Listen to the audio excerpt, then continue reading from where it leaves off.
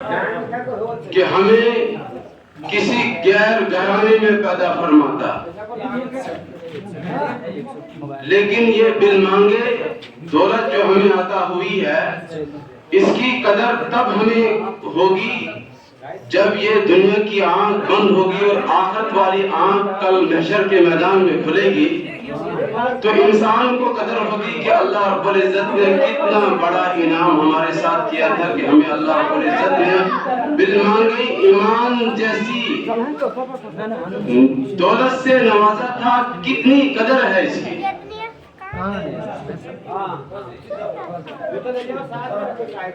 دیکھو دنیا کے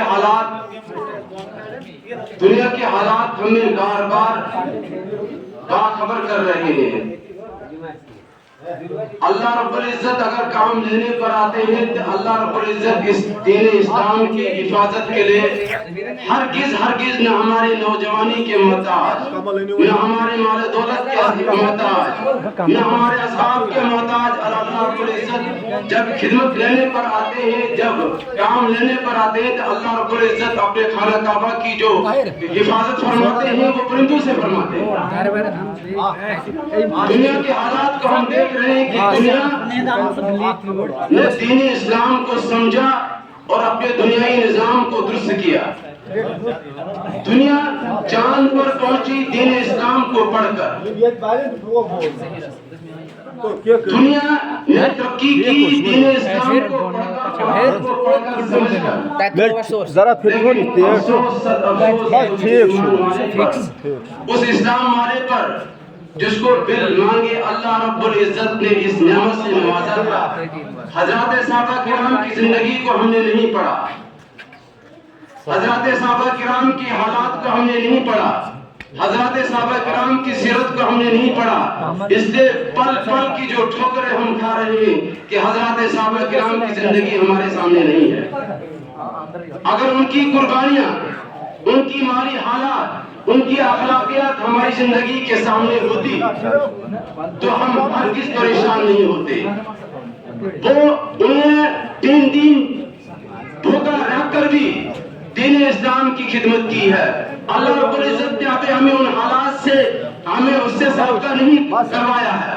اللہ رب العزت نے ہمیں ایسے حالات سے ابھی نہیں گزارا ہے جو حالات حضرات صحابہ کرام کے اوپر آئی تھی اس اسلام کو زندہ رکھنے کے لیے، اس دین اسلام کو برقرار رکھنے کے لیے۔ اللہ رب العزت نے ہمیں بالکل سازگار حالات میں بھی ہم دین اسلام کے احکامات کو پہچان نہیں پا رہے ہیں۔ جہاں قربانی کی بات آتی ہے تو انسان پیچھے ہٹتا ہے، اور جہاں دنیائی نفع کی بات آتی ہے وہاں ہم آگے نکل جاتے ہیں کہ میں آگے ہو جاؤں، کیسے مجھے نفع پہنچے گا۔ اگر ہمیں ایمان بالغیب، اللہ رب العزت نے ہمارے ساتھ جو وعدہ کیا قرآن کریم اور حدیث کے ذریعے سے ہم جو باخبر ہوئے ہیں، حضرات صحابہ کرام نے ہمیں جو پڑھ کے سنایا، حضرات صحابہ کرام نے ہمیں جو دکھا کر امت کے سامنے وہ نمونہ پیش کیا، جو نمونہ حضرات صحابہ کرام نے نبی کریم صلی اللہ علیہ وسلم کی زندگی میں دیکھا تھا، پڑھا تھا، سنا تھا، وہ نمونہ انہوں نے اپنی زندگی میں عملی جامہ پہنا کر امت کو بتا دیا۔